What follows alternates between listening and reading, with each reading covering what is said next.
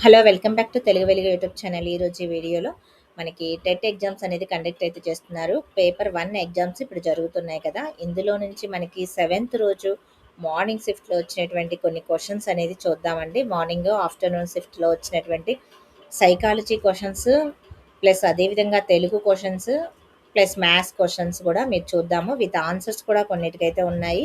లేని వాటినైతే చెక్ చేసుకోండి. ఇక్కడ జరగబోయే వాళ్ళు ఏ చాప్టర్స్ ఎక్కువగా చూసుకొని వెళ్ళాలి, ఏ టాపిక్స్ నుంచి ఎక్కువగా వస్తున్నాయి బిట్స్ అనేది కూడా మీకు ఈ వీడియోలో చెప్తాను. మీరు ఆ టాపిక్స్‌ని ఎక్కువగా చూసుకొని వెళ్ళండి. ఇప్పటివరకు జరిగినటువంటి సెషన్‌లు అన్నీ కూడా మీకు అప్లోడ్ చేయడమే జరిగింది. ఫిఫ్త్ రోజు జరిగింది, సిక్స్త్ రోజు జరిగింది కూడా ఛానల్‌లో అప్లోడ్ చేశాను. చాలా వరకు మనకి 100 బిట్స్ దాకా అయితే వచ్చాయి. అవన్నీ కూడా మీరు చూసుకొని వెళ్ళండి. మాక్సిమం దానికి రిలేటెడ్‌గా ఉన్నటువంటి టాపిక్స్ నుంచే పేపర్ రావడం అయితే జరుగుతుంది. ఇంతకుముందు ప్రీవియస్‌గా జరిగిన టెట్‌తో పోలిస్తే ఇప్పుడు జరిగేటువంటి టెట్ పేపర్స్ అన్నీ కూడా చాలా ఈజీగా వస్తున్నాయని చాలామందైతే అంటున్నారు రాసిన వాళ్ళు. మోడరేట్‌గా వస్తుంది. ఈజీ అంటే మరీ డైరెక్ట్ క్వెషన్స్ అయితే రావట్లేదు. కొంచెం మోడరేట్‌గా వస్తుందనైతే చెప్తున్నారు. ఇక మీరు నెక్స్ట్ మీరు 9థ్ రోజు, 10థ్ రోజు రాసే వాళ్ళందరూ కూడా ఇవి ఈ బిట్స్ అనేది చూసుకొనైతే వెళ్ళండి. మీకు ప్లస్ స్కూల్ అసిస్టెంట్ సోషల్ వాళ్ళైనా, మ్యాథ్స్ వాళ్ళకి కూడా ఎగ్జామ్స్ అయితే ఉన్నాయి కదా! మీకు సైకాలజీకి, తెలుగులో ఎలాంటి బిట్స్ ఇస్తున్నారు అనేదైతే చూసుకొనెళ్ళండి. దీనికి సంబంధించి చూసుకొనెళ్తే దానికి రిలేటెడ్‌గా మీరు రివిజన్‌కి ఆ టాపిక్స్ అనేది రివిజన్ చేసుకోండి. ఇక మనకి నార్మలైజేషన్ అనేది ఉంటుంది కాబట్టి, మీరు ఏ పేపర్ కష్టంగా ఉంది, ఏ పేపర్ ఈజీగా ఉంది అనేది మీరు చూసుకోండి. ఎవరైతే ఎక్కువగా ఆహ్, దాంట్లో స్కోర్ చేశారో, ఏ రోజైతే ఎక్కువగా స్కోర్ చేశారో ఆ పేపర్ ఈజీగా ఉన్నట్టు. పేపర్ హార్డ్‌గా ఉందంటే ఆ డేలో, ఆ సెషన్‌లో తక్కువగా మంది దాన్ని క్వెషన్స్ అనేది తక్కువగా స్కోర్ మార్క్స్ అనేది తేవడం అయితే జరుగుతుంది. దీన్ని బట్టి మనకి 1 ఆర్ 2 మార్క్స్ అనేది యాడ్ అవ్వడము, లెస్ అవ్వడం అనేది ఉంటుంది. అందుకనే మీరు పేపర్స్ అన్నిటిని కూడా రాసిన వాళ్ళు జరిగిన పేపర్స్ అన్నిటిని కూడా ఒకసారైతే చూడండి. మీ పేపర్ కంటే మిగతా పేపర్స్ ఏ విధంగా ఉన్నాయనేది కూడా చెక్ చేసుకోండి. జరగబోయే వాళ్ళు ఈ పేపర్స్ చూసి మీరు క్వెషన్స్ అనేది ఏ విధంగా ఎగ్జామినర్ అడుగుతున్నారనేది తెలుసుకోండి. ఇక వీడియోలకైతే వెళ్ళిపోదామండి. ఫస్ట్ టైం మా ఛానల్ చూస్తున్నట్లయితే ఛానల్‌ని సబ్స్క్రైబ్ చేసుకోండి. టెట్, డీఎస్సీకి సంబంధించి, నెట్, సెట్‌కి సంబంధించినటువంటి జాబ్ అప్డేట్స్ అన్నిటికి సంబంధించిన సిలబస్, ప్రీవియస్ పేపర్స్ కూడా మీకు ఛానల్‌లో అప్లోడ్ చేయడం అయితే జరుగుతుంది. మీరు ఈ అవకాశాన్ని అయితే సద్వినియోగం చేసుకోండి. వీడియో చూస్తున్న వాళ్ళందరూ కూడా లైక్ చేయండి. మీ ఫ్రెండ్స్‌కి కూడా షేర్ అయితే చేయండి. ఇప్పుడు జరిగే 16థ్ వరకు జరిగే ఎగ్జామ్స్ అన్ని పేపర్స్ కూడా మీకు అన్ని బిట్స్ వచ్చిన బిట్స్ అన్నీ కూడా మీకు విత్ ఆన్సర్స్ తోటి మీకు పెట్టడం అయితే జరుగుతుంది. సాధ్యమైనంత వరకు మీకు ఆన్సర్స్ అయితే అప్లోడ్ చేస్తాము. మిగతా లేనివి కామెంట్ బాక్స్‌లో కామెంట్ చేస్తాము మిగతా ఆన్సర్స్. ఒకసారైతే చెక్ చేయండి. మీకేమన్నా ఈ సెషన్‌లో మీరు రాసి ఉంటే, ఇంకా ఏమైనా క్వెషన్స్ ఉంటే కూడా కామెంట్ బాక్స్‌లో కామెంట్ అయితే చేయండి. ఇక చూడండి, అనంతం ఎవరి జీవిత చరిత్ర అది శ్రీశ్రీకి సంబంధించింది. ఇక బుధుడు అర్థం ఏమిటి? పండితుడు. అతిథి వారము తిథి నియమం లేకుండా వచ్చేవాడిని ఉత్పత్త్యార్థం అడిగారు. అతిథికి శంకరంపాడి సుందరాచార్య రచన కానిదేది అని అడిగారు. వీరి యొక్క రచనలు ఇచ్చి అందులో ఒకటి కాని రచననైతే ఇవ్వడం అయితే జరుగుతుంది. దాన్నైతే మీరు చూసుకోవాలి. ఇట్ ఈస్ పండగ ఇతివృత్తం ఏమిటి అనైతే అడిగారు. వ పంచవటము అనంటే మనకి సమాసం అయితే అడగడం అయితే జరిగింది. ఉత్పలమాల యతి స్థానాలైతే అడుగుతున్నారు. మీరు ఉత్పలమాలకు రిలేటెడ్‌గా ఉన్న చంపకమాల, మత్తేభము అవి కూడా మీరు చూసుకోండి. ఇక మనకి ఉత్తమ పురుష, మధ్యమ పురుష ఇవి ఉన్నాయి కదా! ఈ వీటికి సంబంధించి ఎవ్రీ సెషన్‌లో ఒక బిట్ అయితే వస్తుంది. ఈ ఉత్పలమాల గురించి కూడా వృత్త వృత్త పద్యాలు ఉన్నాయి కదా! వాటి నుంచి కూడా మనకి బిట్స్ అనేది రావడం అయితే జరుగుతుంది. ఇక్కడ గజడ దబలు ఏమవుతాయి అనైతే అడిగారు. సరళములు అవుతాయి కాబట్టి కచట దబలు ఏమిటి? ప్లస్ కావర్గము ఏమంటారు? చావర్గాలను ఏమంటారు? ఇవైతే పావర్గాలను ఏమంటారు అని కూడా అడుగుతున్నారు. కంట్యాలు, తాళవ్యాలు, దంత్యాల గురించి కూడా అడుగుతున్నారు. మీరు అవి కూడా ఒకసారి అయితే చూసుకోండి. ఇవి 6థ్ క్లాస్ టెక్స్ట్ బుక్‌లో ఉంటాయి.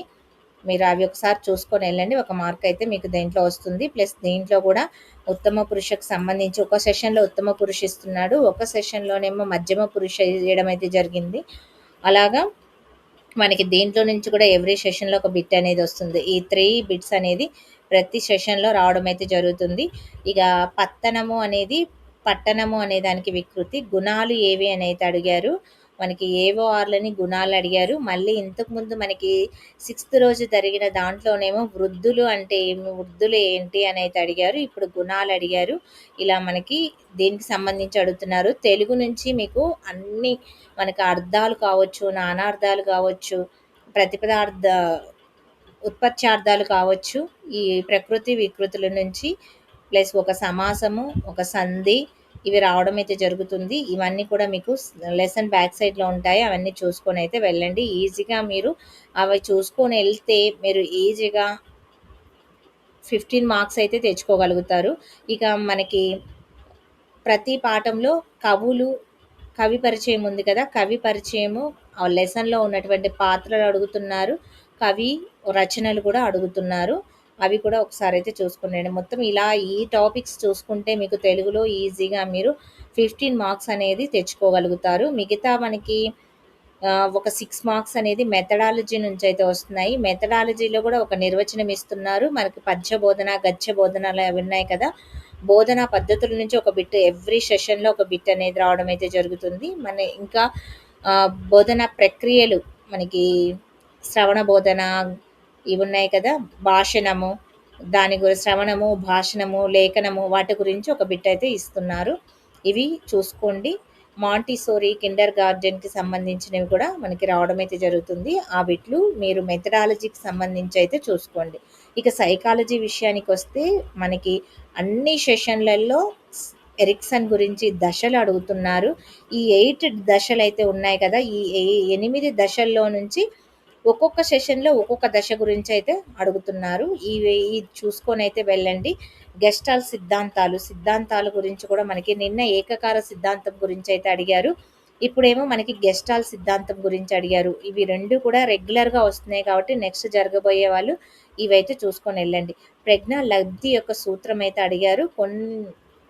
ప్రజ్ఞ నుంచి మనకి 2, 3 బిట్స్ దాకా అయితే వస్తున్నాయి. ప్రజ్ఞ లెసన్ నుంచి ప్రజ్ఞ లబ్ధి, అదేవిధంగా మనకి స్మృతిలో ఉంటది కదా! పొదుపు గణన నుంచి కూడా బిట్స్ అయితే రావడం అయితే జరుగుతుంది. ఈ ప్రజ్ఞాలబ్ధి బిట్ ఒక బిట్ అయితే వచ్చింది.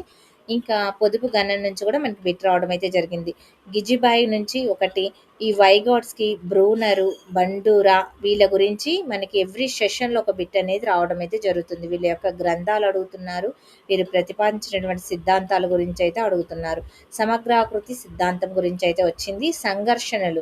మనకి సంఘర్షణకు సంబంధించి ఉపగమనము, ఉపగమ పరిహారము, పరిహారం సంబంధించి కూడా మనకి ఎవ్రీ సెషన్‌లో ఒక బిట్ అనేది వస్తుంది. ఇక ఎన్‌సీఎఫ్ 2005 అదేవిధంగా ఎన్ఈపీ 2020 నుంచి కూడా బిట్ అయితే వస్తుంది. ఐసీటీ టాపిక్‌లో ఎక్కువగా మనకి అబ్రివేషన్స్ అనేది అడుగుతున్నారు. మీరు అబ్రివేషన్స్ అయితే తీసుకోండి. ఎంఓఓసీ గురించి, ఎల్ ఎల్‌సీడీ గురించి, ఎల్‌ఈడీ గురించి ఇట్లాంటివి ఉన్నాయి కదా! అబ్రివేషన్స్ ఎక్కువగా అడుగుతున్నారు.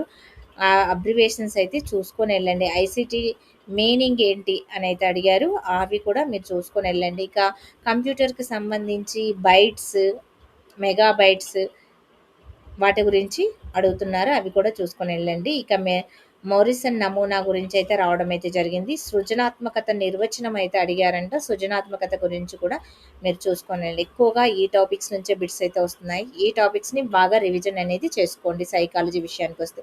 ఇక మనకి మ్యాథ్స్ విషయానికొస్తే మ్యాథ్స్‌లో చూడండి కొన్ని క్వెషన్స్ విత్ ఆన్సర్స్ కూడా ఉన్నాయి. 15కు ఏ కనిష్ట సంఖ్య కలిపితే ఖచ్చితంగా వర్గం వస్తుంది అని అయితే అడిగారు. వర్గము అడిగితేనేమో 6 అనేది వస్తుంది. వర్గమూలము అని అడిగితే క్వెషన్ 39 అనేది రావడం అయితే జరుగుతుంది. ఒక దీర్ఘ చతురస్రాకార కర్ణము భుజముతోని 35 డిగ్రీల కోణం చేసి ఏర్పడే కోణము మధ్య ఏర్పడే కోణం ఎంత అని అయితే అడిగారు. 110 డిగ్రీలు. ఇక 0, 10, 10, 20 ఇవి ఉన్నాయి కదా! తరగతి యొక్క ఇది ఏ రకానికి చెందిన తరగతులు అని అయితే అడిగారు. మినహాయింపు తరగతుల కిందకైతే వస్తుంది. 169/117 అకర్ణీయ సంఖ్యల దశాంశ రూపం ఏమిటి? 1.444 కిందకైతే వస్తుంది. 3 సెంటీమీటర్లు, 4 సెంటీమీటర్లు, 5 సెంటీమీటర్ల భుజాలు గల త్రిభుజాన్ని 3 సెంటీమీటర్ల భుజం చుట్టూ ఒక పరిభ్రమణం చేసిన ఎప్పుడు ఘనం యొక్క ఘనపరిమాణం ఎంత అవుతుంది అని అయితే అడిగారు. అప్పుడు 6. ఇక్కడ మనకి రూట్ వాల్యూ కూడా ఇచ్చారు. దీనికి 3 అనేది ఆప్షన్ కరెక్ట్. 4/3 మరియు 2/9 లబ్దానికి దగ్గరగా ఉన్నటువంటి అకరణీయ సంఖ్య ఏది అని అంటే 1/3 అనేది ఆన్సర్ అవడం జరుగుతుంది. A/B 3/2 whole to the power of 2 6/7 దీనికి సంబంధించి మనకి 3/2 whole to the power of 6 అనేది ఆన్సర్ అవడం జరిగింది. ఇక్కడ x+y x-y y 5:1 y=x దీని వాల్యూ ఎంత అని అడిగారు. 2:3 అనేది రావడం జరుగుతుంది. ఇక దీనికి -5/6 whole to the power of 4 1 1/2 1 1/3 1 1/4 ఇలా అయితే ఇచ్చారు కదా. దీనికి 1/9 అయితే రావడం జరుగుతుంది. 6 12 భుజాల మధ్య సమద్విబాహు త్రిభుజం చుట్టూ కొలత ఎంత అని అయితే అడిగారు. మనకి 30 అనేది ఇక్కడ పర్సంటేజ్ అయితే అడిగారు. 51 నుంచి 100 వరకు కూడా ప్రధాన సంఖ్యలు ఎంత అని అయితే అడిగారు. 20. ఇక ఒక వస్తువు యొక్క ధరను 25% తగ్గించినా 20% పెంచినా అతనికి కలిగే లాభ నష్టాల శాతం ఎంత అని అయితే అడిగారు. 10%. x/y y/z మరియు x² y² కలిపితే x/z అనేది రావడమే జరుగుతుంది. 10 పెన్నుల అమ్మకం ద్వారా 120 పెన్నుల ధరకు సమానంగా అయినటువంటి లాభ నష్టాలు ఎంత శాతం ఉంటుంది? 20%. QR దీనికి సంబంధించి మనకి 85% అనేది వచ్చింది. సత్య ప్రవచనం ఏంటి అని అయితే అడిగారు. అన్ని సమబాహు త్రిభుజాలు అల్ప కోణ త్రిభుజాలే. స్తూపం యొక్క ఎత్తు వ్యాసార్థము శంకు ఎత్తు వ్యాసార్థము 5:3 దీని నుంచి ప్రతి సెషన్లో ఒక బిట్ అనేది మీకు వస్తుందండి. ఇది ఒకటి వస్తుంది మనకి. ఇక లాభ నష్టాల నుంచి కూడా ఒక బిట్ అనేది వస్తుంది. ఇక్కడ మనకి 2 బిట్స్ అనేది అడిగారు చూడండి. రేషియో నుంచి ఒక బిట్టు. ఇక్కడ ఎక్స్ వాల్యూ ఇది కూడా మనకి 2 టైమ్స్ అనేది అడిగారు. మ్యాథ్స్ అనేది కొంచెం కష్టంగా వస్తుంది. ప్లస్ టైం టేకింగ్ అనేది ఎక్కువగా వస్తున్నాయి బిట్స్. x²:z² అనేది రావడం జరుగుతుంది. ఇక్కడ 111 అనేది ఆన్సర్ అయితే వస్తుంది. 0.1 0.001 ఇవన్నీ కూడా.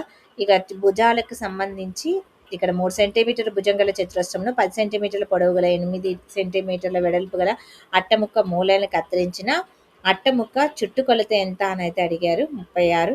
ఏ ఒక వస్తువుని 20% లాభానికి బికు అమ్మగా బి దానిని సి 10% నష్టానికి అమ్మిన సి కొన్న వేల 2160 అయినటువంటి ఏ కొన్న వేల ఎంత 2,000 రూపాయలు అనేది రావడం అయితే జరుగుతుంది. ఇదండి మ్యాథ్స్లో ఈ అమ్మకం విలువ కొన్న పర్సంటేజ్ నుంచి మనకి ఎవ్రీ సెషన్లో ఒక బిట్ అనేది వస్తుంది. ఈ చతురస్రాల చుట్టుకొలత నుంచి ఒక బిట్ అడుగుతున్నారు.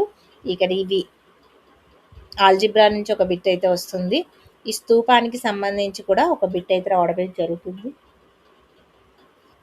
ఈ విధంగా మనకి ప్రతి సెషన్లో వచ్చే అర్థమెటిక్ క్వశ్చన్స్ చాలా వరకు వస్తున్నాయి. ఇవి టెక్స్ట్ బుక్లో ఉన్నవే వస్తున్నాయి కాబట్టి మీరు టెక్స్ట్ బుక్ని అయితే ఫాలో అవ్వండి. ఈ సహజ సంఖ్యల ప్రధాన సంఖ్యల నుంచి కూడా ఒక బిట్ అనేది ఎవ్రీ సెషన్లో రావడం అయితే జరుగుతుంది. ఇదండి మనకి 7th రోజు జరిగినటువంటి పేపర్. మార్నింగ్ అండ్ ఆఫ్టర్నూన్ షిఫ్ట్లో వచ్చినటువంటి కొన్ని బిట్స్ అన్నీ కూడా మీ షిఫ్ట్లో వచ్చిన బిట్స్ ఏమైనా ఉంటే దీంట్లో ఆన్సర్స్ అనేది చూసుకోండి. ఇక మీకు ఏమైనా క్వశ్చన్స్ తెలిస్తే కామెంట్ బాక్స్లో కామెంట్ అయితే చేయండి. ఇవన్నీ కూడా మీరు ప్రాక్టీస్ చేసి వెళ్ళండి. మీకు ఎగ్జామ్ లేట్గా ఉంటే గిన మీకు 10th 11th అలా ఉన్న వాళ్ళందరూ కూడా ఇవన్నీ కూడా చూసుకొని వెళ్ళండి. పేపర్ 2 వాళ్ళు కూడా మనకి తెలుగులోని ప్లస్ సైకాలజీలో ఎలాంటి బిట్స్ వస్తున్నాయి అనేది చూసుకొని మీరు రివిజన్కి ఈ బిట్స్ని ఎక్కువగా రివిజన్ చేయండి. మీరు మంచి స్కోర్ అనేది తెచ్చుకోగలుగుతారు. మీకు ఈ వీడియో నచ్చితే లైక్ చేయండి, షేర్ చేయండి, హైప్ ఆప్షన్లో పాయింట్స్ అయితే ఇవ్వండి. ఎవరైనా కొత్తగా చూస్తున్న వాళ్ళు ఉంటే గిన ఛానల్ని సబ్స్క్రైబ్ అయితే చేసుకోండి. మీకు ఎవ్రీడే పేపర్ అనేది మీకు వచ్చిన క్వశ్చన్స్ అనేది మీకు అప్లోడ్ చేయడం అయితే జరుగుతుంది. థ్యాంక్ యూ అండి. మళ్ళీ నెక్స్ట్ వీడియోలో కలుసుకుందాం.